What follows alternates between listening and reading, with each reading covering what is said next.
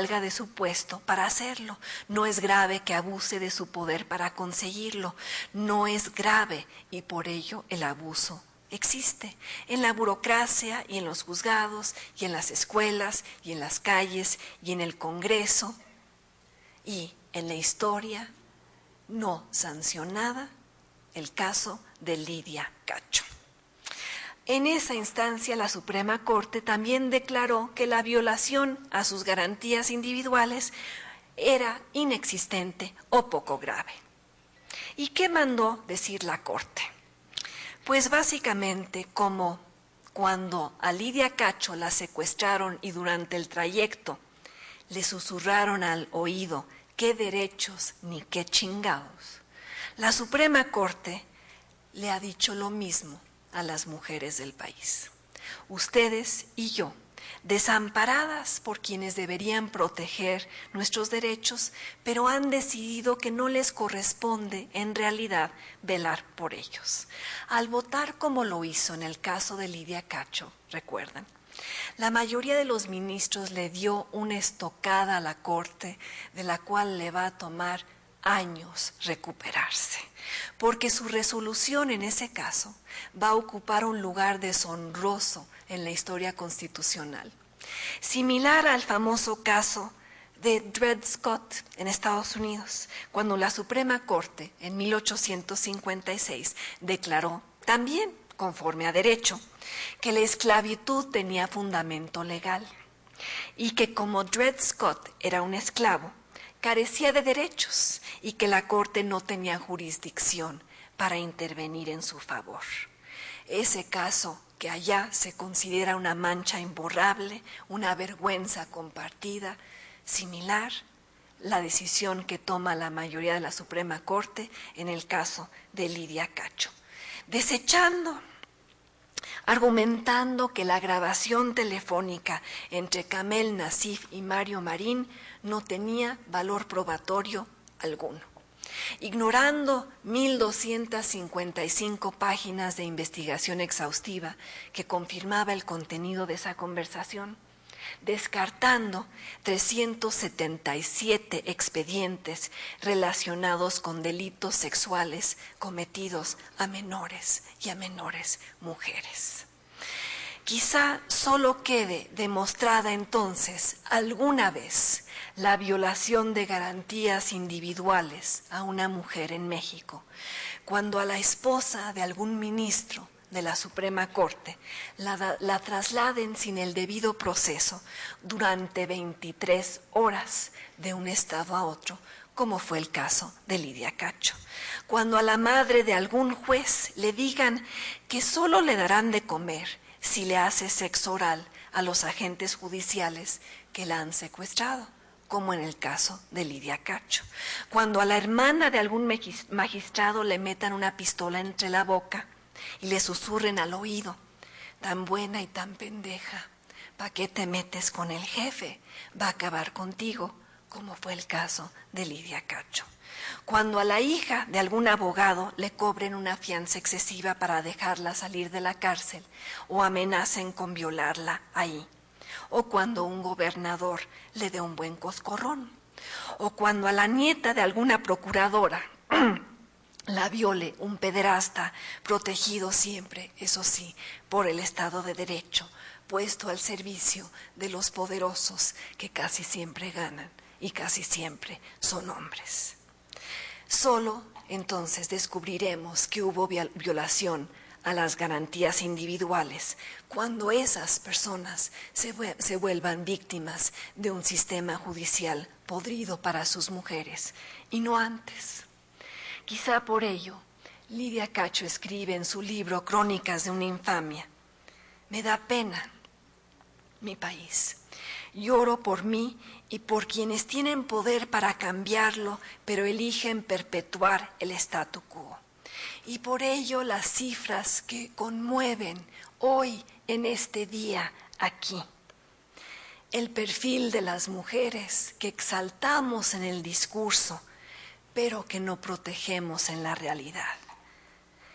un lugar donde 95% de las trabajadoras reportan haber sido víctimas del acoso sexual, donde cada año más de 100 mujeres en el Distrito Federal son asesinadas y en 32% de los casos el responsable es su propia pareja, donde 1 de cada 3 mujeres vive la violencia doméstica, donde cada 9 minutos una mujer es víctima de la violencia sexual, donde los ojos amoratados y los labios partidos y los huesos rotos son parte de la realidad conocida, tolerada, aceptada, desde hace más de 10 años, por ejemplo, en Ciudad Juárez.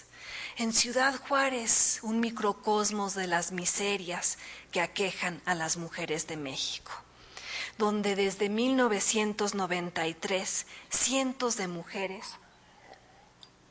salen de su casa y no regresan, terminan de trabajar y nadie las vuelve a ver.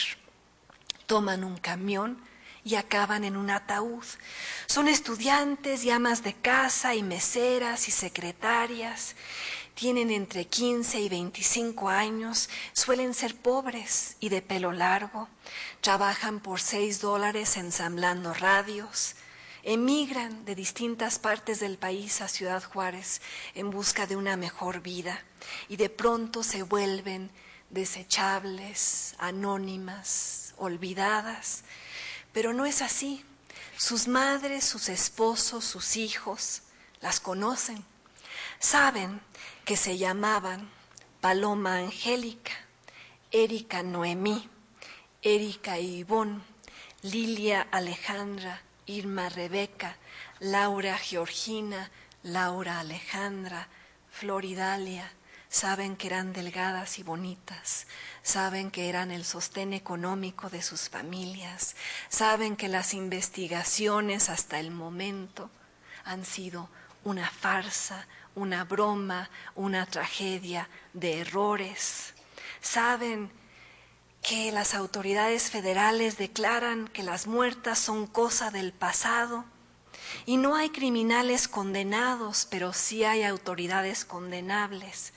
Los procuradores y fiscales especiales que atribuyen la muerte de mujeres, pues a la doble vida que llevaban. Los peritos que dejan huesos, ropa y pelo donde son encontrados los últimos cuerpos. Los policías que matan accidentalmente al abogado defensor de uno de los acusados, cuya confesión fue extraída con base en tortura. Los investigadores que acumulan más de 1,000 libras de ropa de las víctimas y la queman. Los expertos que le hacen pruebas de ADN a los cadáveres equivocados. Y ahora Arturo Chávez Chávez, flamante procurador general de la República, salta de la provincia al centro, dejando tras de sí un problema no resuelto. Su simple nombramiento revela mucho de lo que las autoridades de este país piensan con respecto a sus mujeres. Hay una actitud casual, y eso revela un problema más profundo en una sociedad en la que los hombres no pueden ser acusados de violar a sus esposas. La violencia contra las mujeres no es condenada con la vehemencia que debería serlo. En una sociedad en la que 1 de cada 3 mujeres es maltratada en su casa, poco importa que mueran cientos de ellas en las calles, y si eso ocurre, como ha dicho el procurador Chávez Chávez, es su culpa por los vestidos escotados y salir de noche, y porque él y tantos como él piensan así. Se explica el titular de un periódico local: no hay mejor lugar para matar a una mujer que Ciudad Juárez. Como lo afirma la madre de una de las víctimas, nunca dejaré de hablar de Olga. No puedo parar hasta que termine la violencia, y no podemos parar de hablar sobre este tema. Solo así será posible lograr que no haya una muerta más, una mujer faltante más. Solo así se cobrará conciencia de que los derechos de las mujeres no son diferentes ni de segunda clase, son derechos ciudadanos, ni más ni menos. Y con una frecuencia casi obsesiva, la mira del país está puesta en los hombres, en los políticos, en los partidos, en la baja calidad de la democracia electoral mexicana y cómo mejorarla. Pero la agenda que nos convoca aquí hoy trasciende a los hombres y a sus partidos y a sus elecciones. Abarca mucho más que las reglas del juego electoral y cómo transformarlas. La profundización de la democracia mexicana también pasa por la reconfiguración del mapa mental de su población, ese mapa mental que le asigna a las mujeres de este país un lugar inferior, una nota de pie de página, un apéndice, insisto, un vagón de segunda clase. Y por ello muchas mujeres son obligadas a abandonar la escuela para ocuparse del trabajo doméstico. En el ITAM, en cada crisis económica, baja la matrícula para las mujeres. Por ello, por ese mapa mental, aunque encuentren empleo en el sector maquilador, su salario suele ser menor al del hombre sentado a su lado. Y de ahí que hable yo hoy de la necesidad de empoderarlas. Y no hablo de darles el poder que antes pertenecía a sus esposos, al estilo de Marta Sagún. Hablo de darles más oportunidades, más recursos, más educación que solo 7 años. Hablo de empujar para que lleguen a más posiciones de mando en las universidades, en las fábricas, en las empresas, en la política. En pocas palabras, se trata de reconocer a las mujeres como ciudadanas completas, con cerebro y útero, con manos y pies, con capacidad para cambiar el destino de México y la responsabilidad de reinventarlo. Y a las que estamos aquí hoy, nos corresponde ayudarlas para que pare esa violencia, para que no haya más mujeres golpeadas o maltratadas o discriminadas, para que las vivas tengan opciones.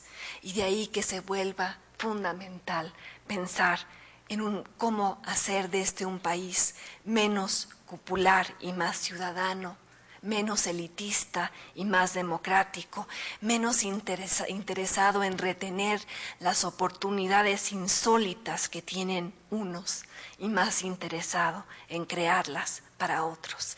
De lo que se trata es de construir una amplia clase media poblada por mujeres, con voz, con derechos, con oportunidades para generar riqueza y acumularla, crear mexicanas dinámicas, educadas, emprendedoras, competitivas, meritocráticas, porque su país les permite serlo. Ahora bien, para que esto ocurra, hay que pensar que es posible, hay que creer en ello, porque si uno no cree en esa posibilidad, las personas se vuelven pequeñas, escribía Emily Dickinson.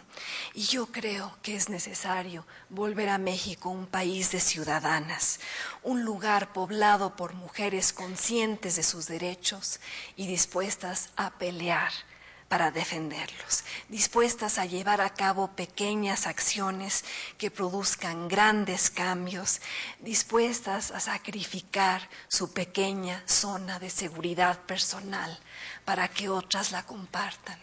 Porque yo creo que ser de clase media, como lo son ustedes y como lo soy yo, en un país con 50 millones de pobres, es ser privilegiado. Y los privilegiados tenemos la obligación de regresar algo al país que nos ha dado esa posición. Porque ¿para qué sirve la experiencia, el conocimiento, el talento, si no se usa para hacer de México un lugar más justo para sus mujeres? ¿Para qué sirve el ascenso social si hay que pararse sobre las espaldas de otras para conseguirlo? ¿Para qué sirve la educación si no se ayuda a las demás a obtenerla? ¿Para qué sirve ser habitante de un país si no se asume la responsabilidad compartida de asegurar vidas dignas ahí. Y llegar a eso, llegar a ese estadio al que yo me imagino podemos arribar, implica empezar a llamar a las cosas por su nombre, decir la verdad aunque haya tantos empeñados en esconderla, de decirle a los corruptos que lo han sido, de decirle a los monopolistas que deberían dejar de serlo, de decirle a quienes han gobernado mal a México que no tienen el derecho a seguir haciéndolo. Yo creo en la obligación ciudadana y femenina de vivir en la indignación permanente, criticando, denunciando, sacudiendo, participando, porque los buenos gobiernos se producen a base de buenas ciudadanas y solo las inconformes lo son. Y yo creo que las mujeres pueden lograr cosas extraordinarias. Aquellas que hacen más que pararse en fila y en silencio, personas que pelean por los derechos de quienes ni siquiera saben que los tienen.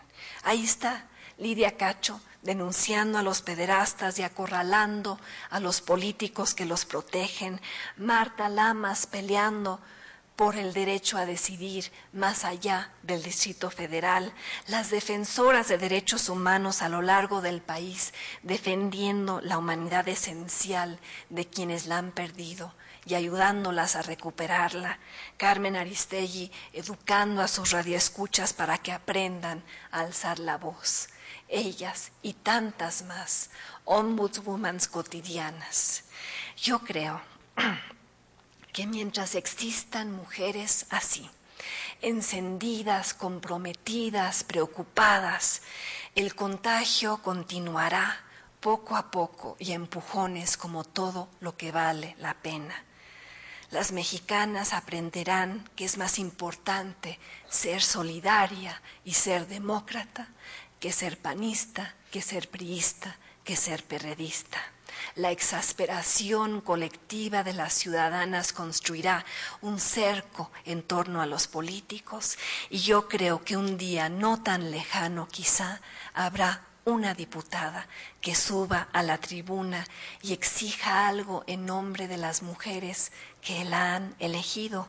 En lugar de mirar con quién se codea en el poder, mirará a quienes la llevaron ahí. Y México ese día será otro país. Y yo creo que eso es posible, pero solo ocurrirá cuando la fe de algunas se vuelva la convicción de muchas, cuando la creencia en este cambio se concretice en acciones diarias para asegurarlo, cuando ustedes, cuando nosotras, cuando las mujeres que están allá afuera aprendamos a vivir y exigir en México de manera diferente.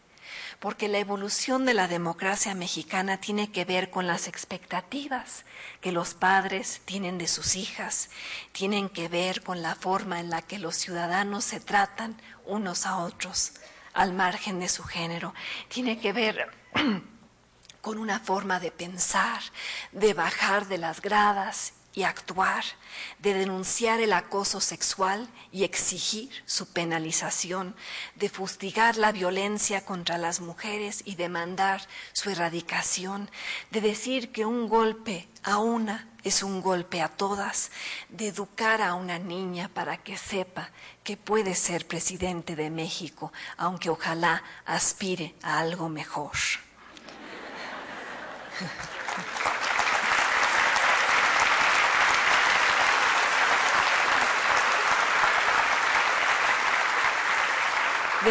De construir una verdadera república en la que las mujeres tengan sus derechos y nada más. Donde los hombres tengan sus derechos y nada más, y donde las mujeres tengan sus derechos y nada menos. El derecho a convertirse en lo que se es, como diría Rosario Castellanos. El derecho a convertirse en múltiples formas de ser mujer en México, como las portadas de esos libros que he editado, gritos y susurros, experiencias intempestivas, ya de más de 70 mujeres. Contrasten esas fotografías con algún álbum de fotos de hace 100 años. Si ven un álbum de hace 100 años, aparecen la mujer proletaria, la prostituta de lujo o de bajos fondos y la mujer, entre muchas comillas, decente, no más. Trabajadora, puta o decente, es decir, ama de casa. Hace un siglo no había más modelos para las mujeres y las mujeres se uniformaban en cada clase. Es casi doloroso ver las fotos de Rosario Castellanos, la poeta, novelista y luchadora social, distraídamente trabajada para parecer señora decente, es decir, señora burguesa. Las cejas depiladísimas que no cuadran con sus ojos enormes y saltones, ojos de observadora implacable, los labios pintados en forma de corazón.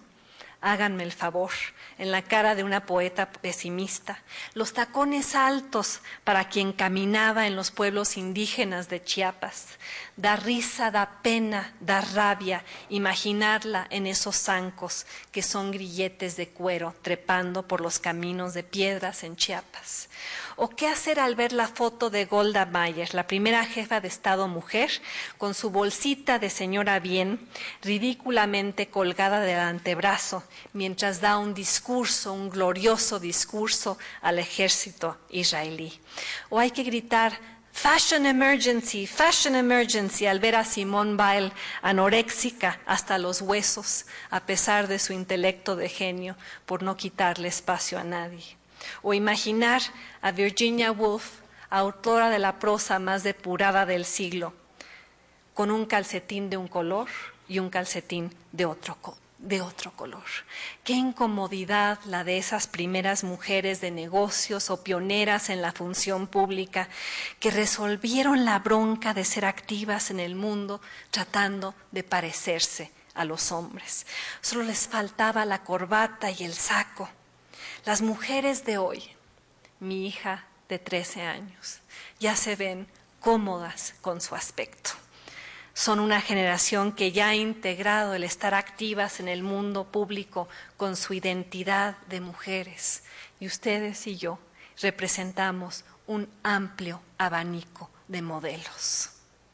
De mujeres que se eligen a sí mismas, mujeres que, como diría Rosario Castellanos, se separan del rebaño e invaden terrenos públicos, mujeres que rechazan el anonimato, mujeres que ejercen la libertad, mujeres valientes, mujeres que pagan el precio de la impopularidad, mujeres forjadas a base de interrupciones e improvisaciones, mujeres que rehúsan portarse bien o ser insignificantes, mujeres que no han querido conformarse con versiones de sí mismas que otros han intentado imponer, mujeres que que no se resignan ante el destino dado y más que emular moldes están creando el suyo, a base de la valentía, la creatividad, la dignidad, la coherencia.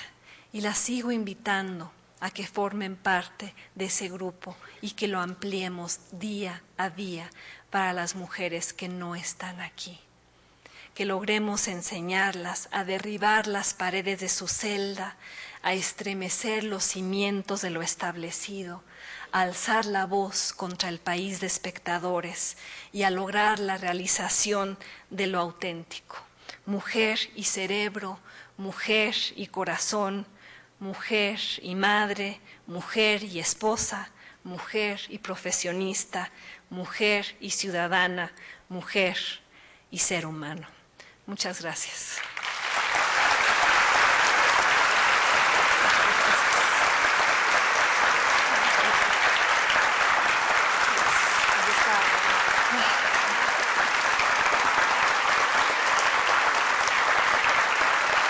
Muchas gracias. Muchas gracias. Muchas gracias.